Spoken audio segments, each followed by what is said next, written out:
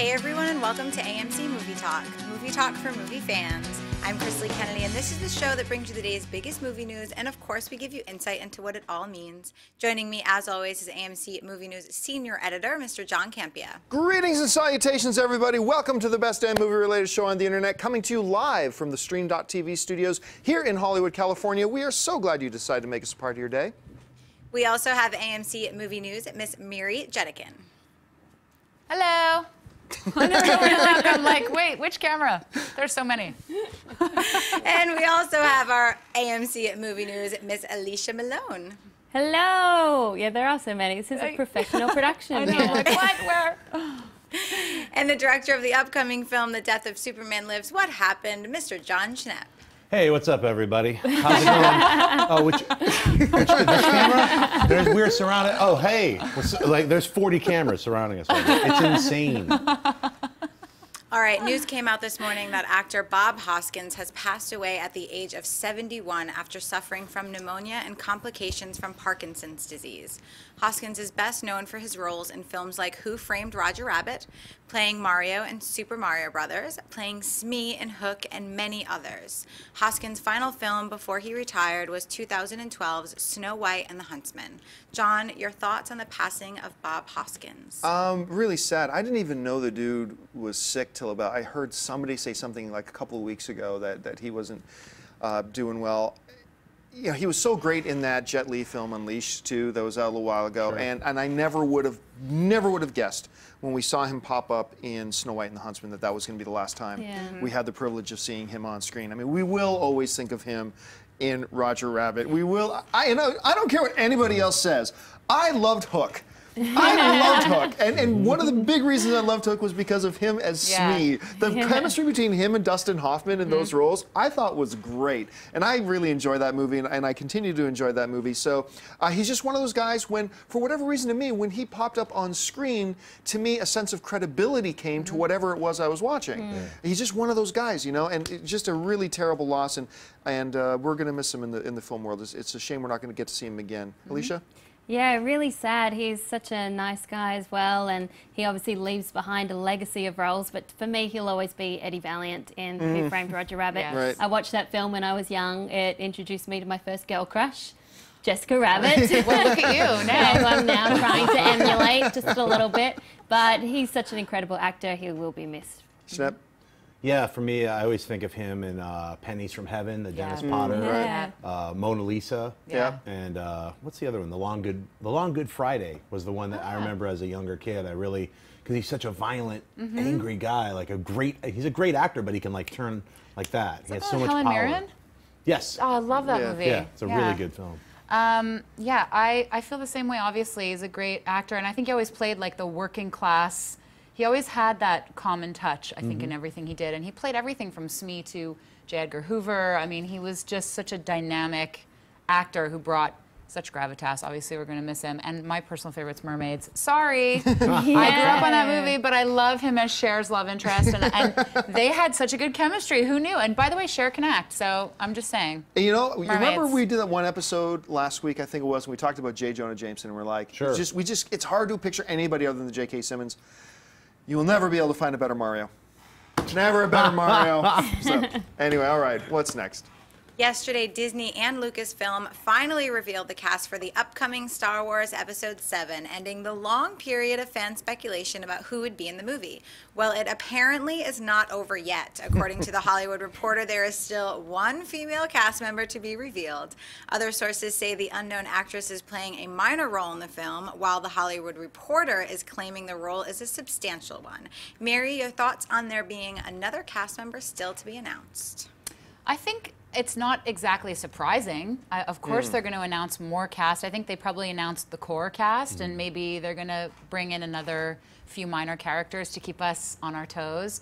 I do think it's interesting that there's been a lot of debate in the Twitter sphere and among critics and fans alike of there not being enough women and people of color, and that this is a big issue, and now they're announcing this other female character. And I just want to say that I think that is a huge and important issue right now in popular culture and film. But I also think that I don't want us to get carried away by numbers and make this a numbers game and talk about how, you know, there needs to be half women and half men. It's really about telling a good story. And if there's less women and they have really important roles and they're interesting characters and they have wonderful arcs, then to me that's better. So I just hope for this entire production that all the characters are well written and everybody that's introduced is someone we grow to love and that becomes legendary and part of the Star Wars canon.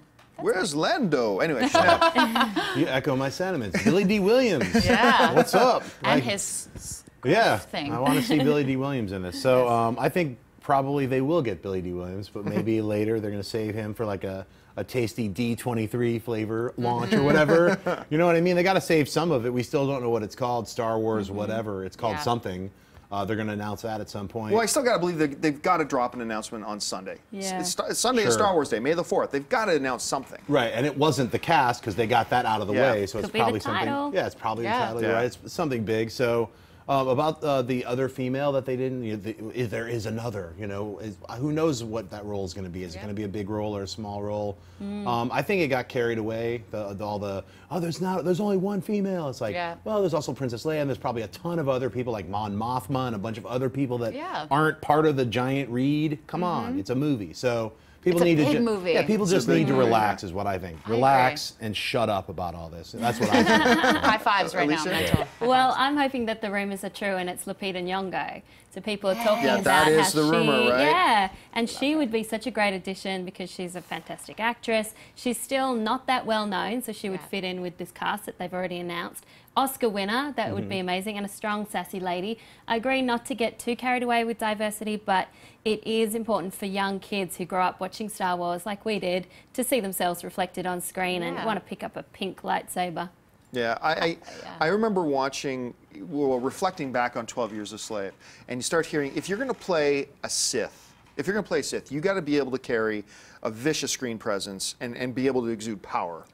Watch some of Lupita's scenes in 12 Years a Slave. Tell me she would not be a terrifying Sith. Because when she steps on screen, she owns the screen when she gets on the screen, right? And she can project power. And I would love that rumor to be true if she came out and was like a Sith. That would be You're like so jumping out of your awesome. seat. I'm super excited. I'm just trying to picture her walking around a corner, pulling off a hood, 2 lightsabers in her hand. I crap myself right on the spot. I mean, that would be awesome. Okay, what's We should next? just make a fan film so that we can see him crap himself. All right, sorry. You know what's next? Buy or sell is next. This is the part of the show called Buy and Sell. Here's how this works. In front of her, Chris Lee's got a few other items in the world of movie news. She's going to run them down. Then Miri, Alicia, Schnepp, and I are simply going to say whether we buy it or sell it. So, Chris Lee, what do we got?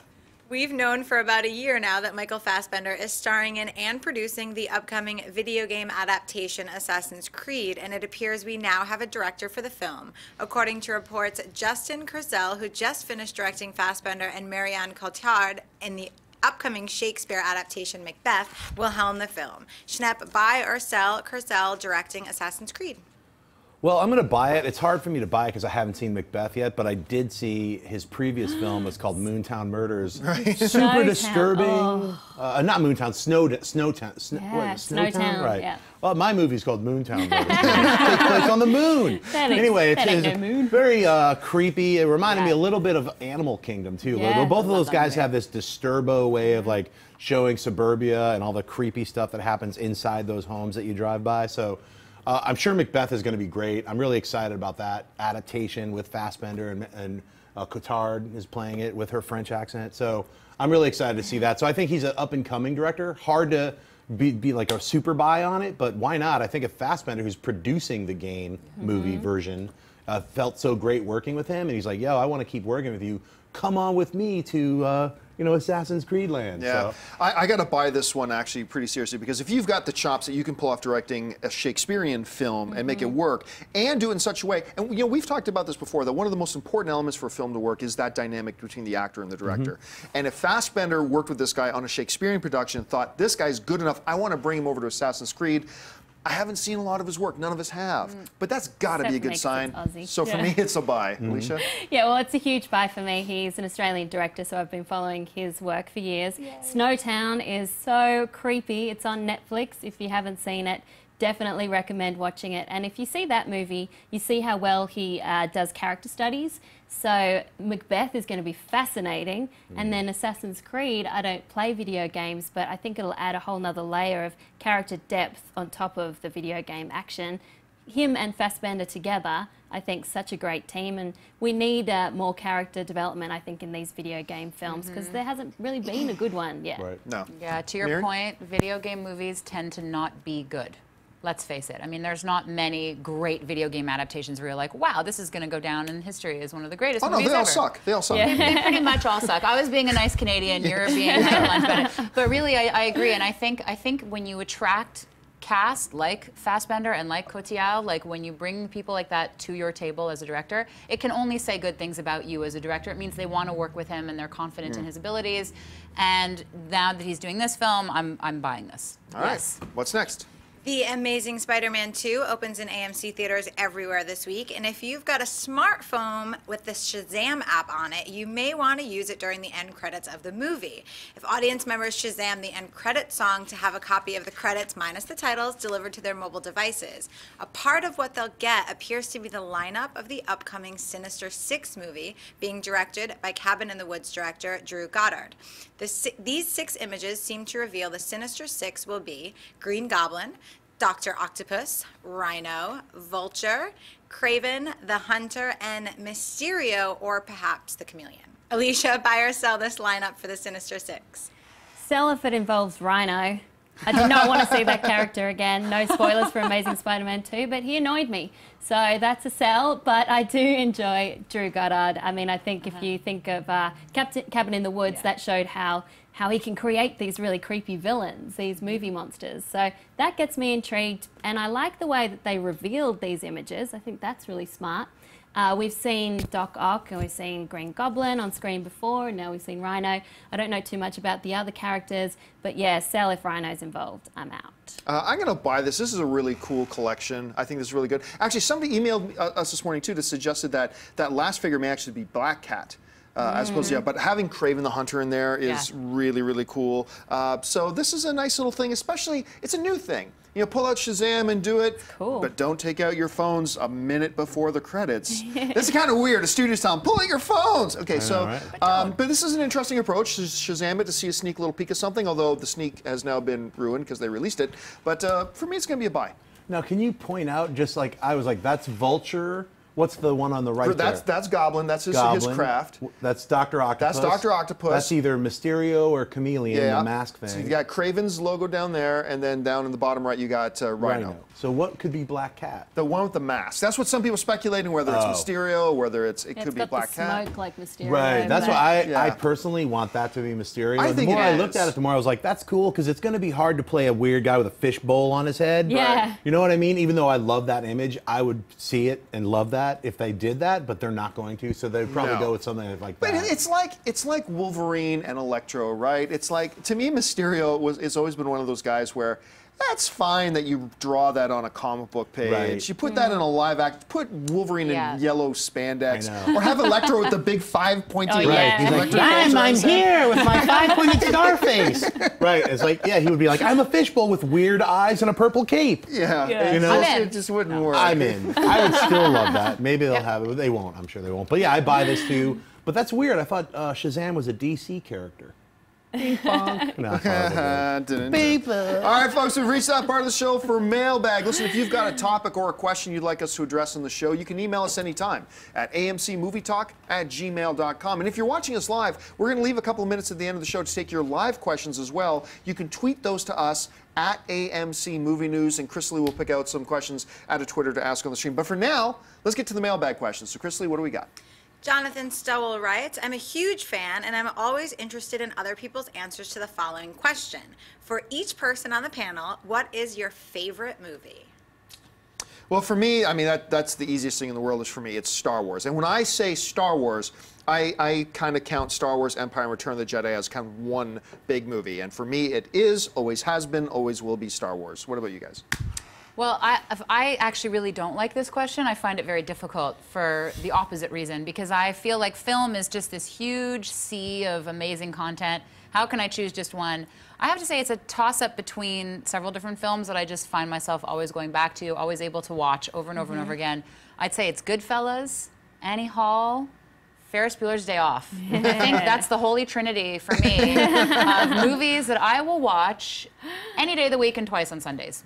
So for me, it's Shawshank Redemption. Oh, so good. Good call. That is a film that I can just watch over and over again. Each time it makes me cry, Brooks.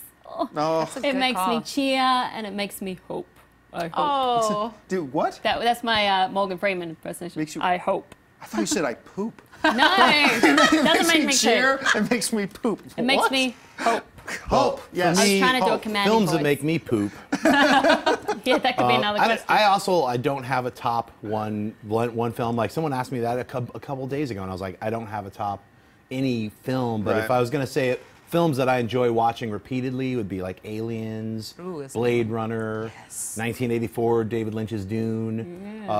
A lot of different a lot of different David Lynch films, David Cronenberg films from Videodrome, things like that. Videodrome. Like I really like weird science fiction, horror film blends. So for me, that's kind of what I really watch a lot of and see repeatedly.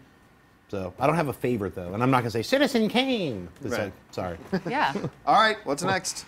Heart Ortiz writes, "Hey crew, I am highly addicted to the show. My kids and wife know that when AMC Movie Talk is on, not to bug me or ask me anything. That's right. I was wondering, with the rebooted Star Trek movie universe being based on the original Star Trek series, do you think at some point they will make rebooted movies based on The Next Generation or even Deep Space Nine? What do you guys think? I was such a big fan of these series that I would love to see a fresh new look and feel to it."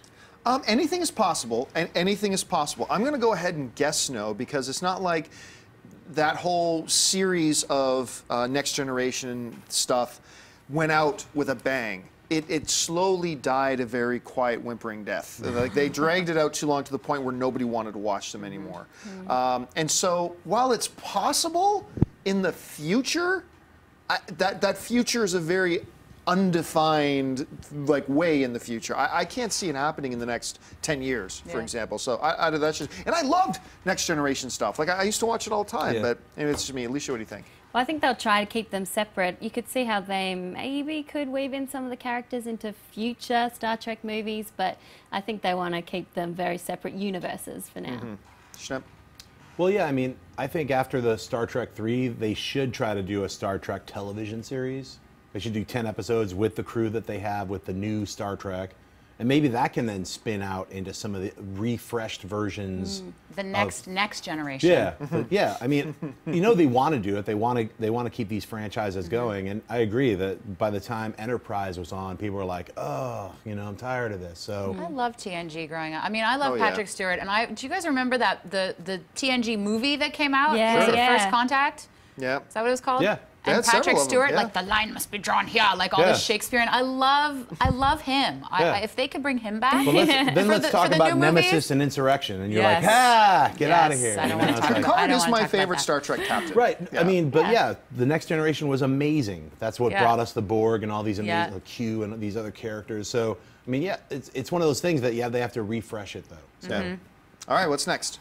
Colby Bean writes, "Hey guys, so I saw on Deadline.com that the marketing budget for The Amazing Spider-Man 2 was between 180 and 200, I'm assuming million or thousand, which is almost as much as the film is estimated to cost. And I was wondering if this is normal for a movie on the scale to spend so much on marketing, and what do most films cost to market? Thanks and have a great day." Now, this isn't normal.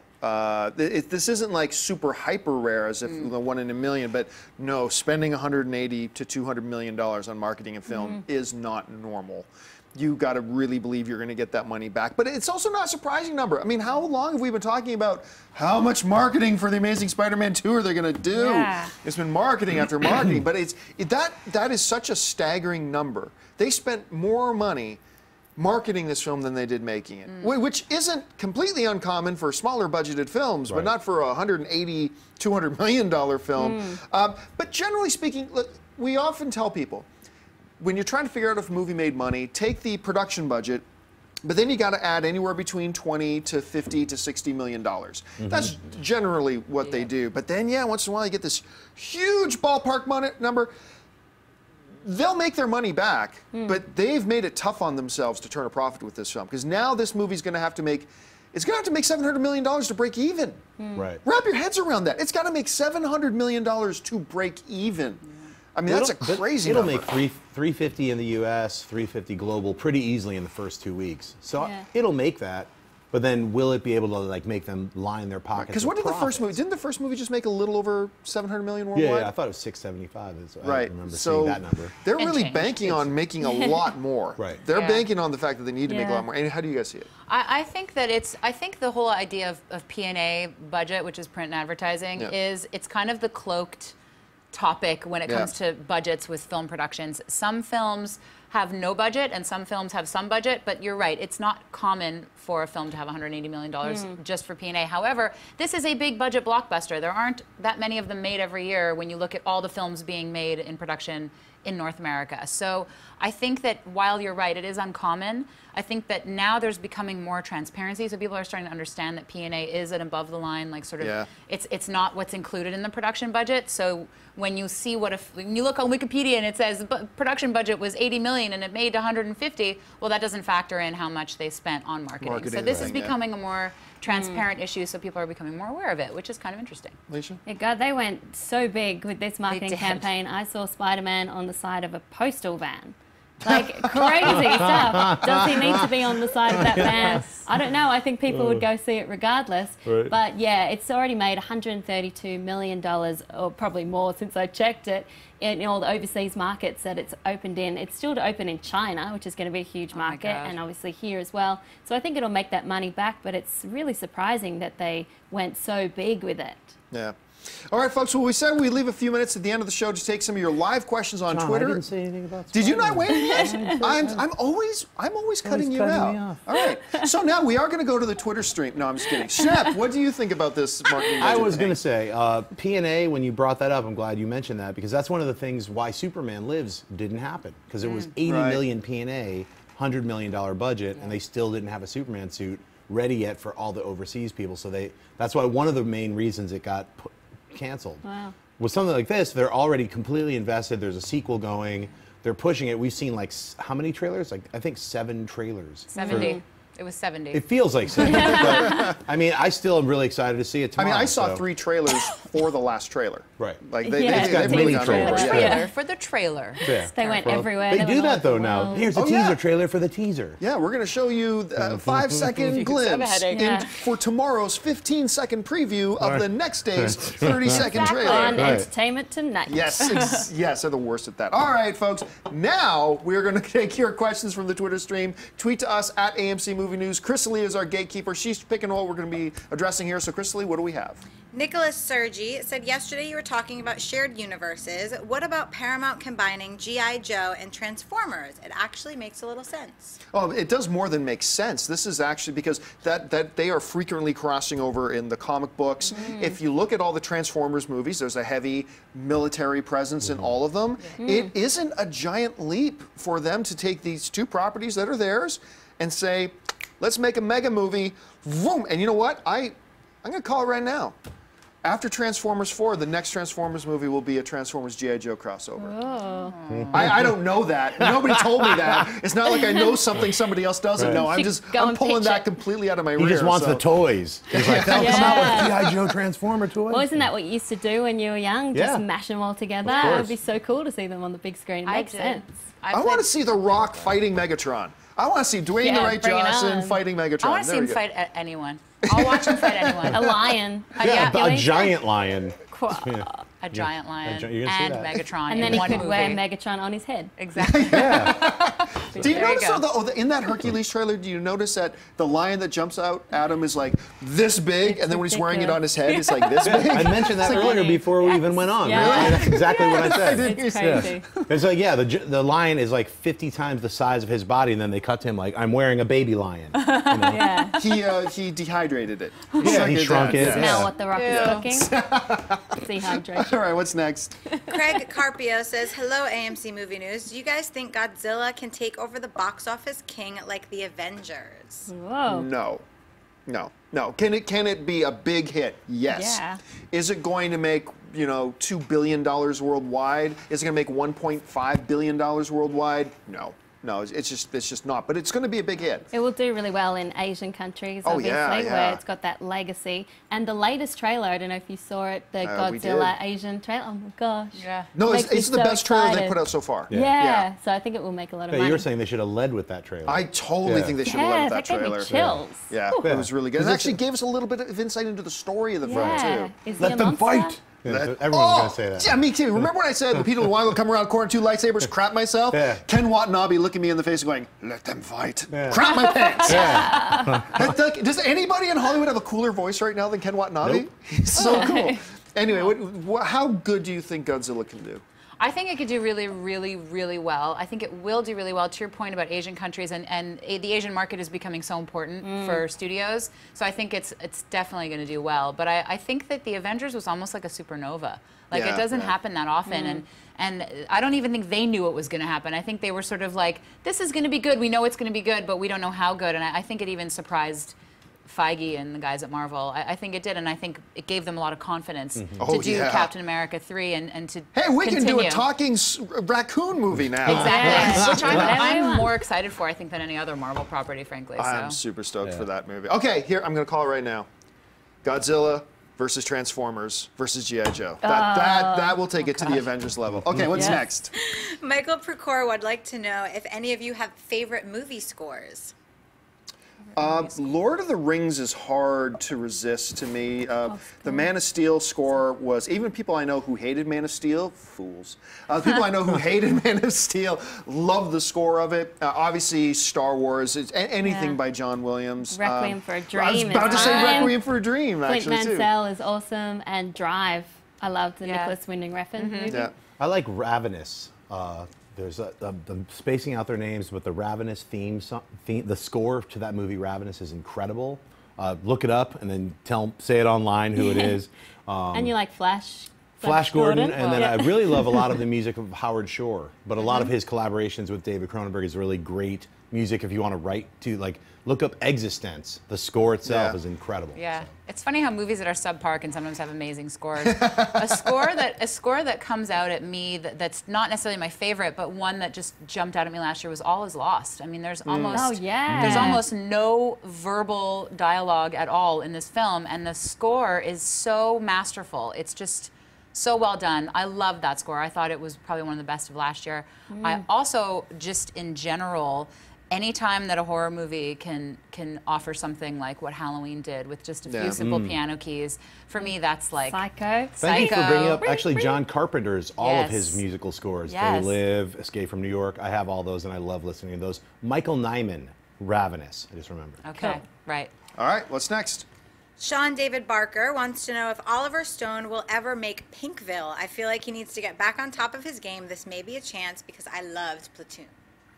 Well, I mean, Stone has done he's done several really solid, great films. I'm actually somebody who likes Savages, minus the final 20 minutes. I think that movie becomes infinitely better if you just chop out that final 20 minutes, which Yeah. kind I of just like lost looking it. at Blake Lively with a tan. I'm like, Yeah.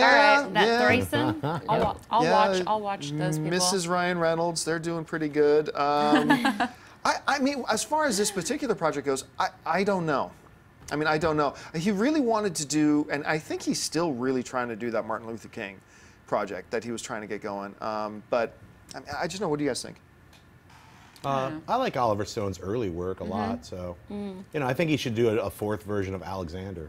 I'm not even kidding. He wants to do one. No, I read he in does? a recent interview. He's like, I'm not joking. I'm still not done with Alexander. I have a fourth version that I want to Okay. release. So.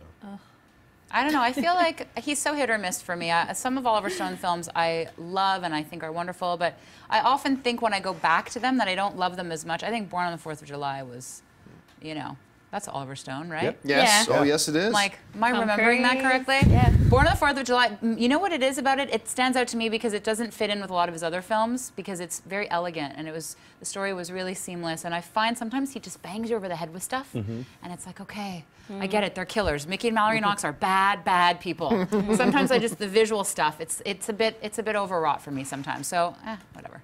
Well, listen, folks, that'll do for us. Oh, I forgot. Well, how can I forget? I always forget how to pronounce his name, but the score question, Conan the Barbarian, Basil Palladouris. Yeah, that score. I can't do it. Hey, guys. I forgot one. The Bounty. The Oh, score yeah, for The yeah, Bounty yeah. is Vangelis, and it's one of my favorite scores ever. Sorry, last one. And thank you, Vangelis Blade Runner. Listen Yes, to that score. yes. Fantastic score by Vangelis. And shit, what is that? Chariots of Fire. I don't listen to that one. I'm just kidding. But I remember that theme song. But Yes, you do. Yeah. F that, Vangelis. Listen to Blade Runner. Oh, so many iconic All right, folks, ones. we have run all out of time, but I'm going to use this moment here to once again pimp up the fact that we are starting a brand new Star Wars show. This coming weekend on Sunday, May the 4th, we're starting a limited run Star Wars show. It's going to be myself, our own Christian Harloff, former director of Lucas Online, Paul Enns, and we just kind of shorted up this morning, director of the film Fanboys and huge Star Wars nerd, Kyle Newman is going to be joining us as well for that first episode. So that's going to be really great. Also, I'm going to let you know, this Friday we're launching another new show that's going to be once a week. It's going to be called, thanks to your input, guys, I asked you guys for a name of the show. It's going to be called AMC Movie News Top 5. Basically, it's going to be aired on Friday or Saturday. That is basically counting down the top 5 news stories of the week. And so we're really excited to start that one. So keep your eyes open for that. Listen, lots of great films playing in AMC theaters right now. Head on over to www.amctheaters.com for your theater, showtime, and movie ticket information. Don't forget to click the subscribe button and click the thumbs up button. And if you want an audio-only version of this show, look in the description of this video and you'll find links to our iTunes and our Stitcher Radio. I want to thank those people sitting at the table with me. First of all, sitting to my left, Miss Miri Jedikin. Miri, where can people find you online? People can find me on Twitter. Miri the Jedi is the best place. Instagram is also Miri the Jedi. Those are some good spots. And sitting to my immediate right, Miss Alicia Malone. Alicia, where can people find you? They are some good spots, Mary. You can find me on Twitter at Alicia Malone or at malonesmovieminute.com, and may the 4th be with you. And of course, the one and the only Mr. John Schnepp. Schnepp, where can people find you online? You guys can find me at Twitter and Instagram at John Schnepp. And you can also find me. And thank you, Holly, for introducing me to a lot of beautiful scores like Ravenous. And our lovely host today, Miss Chrisley Kennedy. Chrisley, where can people find you online? You guys can find me on Twitter and Instagram at Chrisley, and I will be back in the chat board next week when my fingers are less burnt. Yeah, burned hand. And you can find me on the various social media networks just at John Campia. Thanks a lot for joining us, guys. My name's John Campia for AMC Movie News, and until next time, bye-bye. Hey everyone, if you like this video, click that thumbs up button and make sure to subscribe to our AMC Movie News YouTube channel. It's free and helps you stay up to date with all the latest movie news, as well as our daily AMC Movie Talk show. Also, make sure that you follow us on Facebook and Twitter to stay up to date with all of our special promotions, contests, and prize giveaways.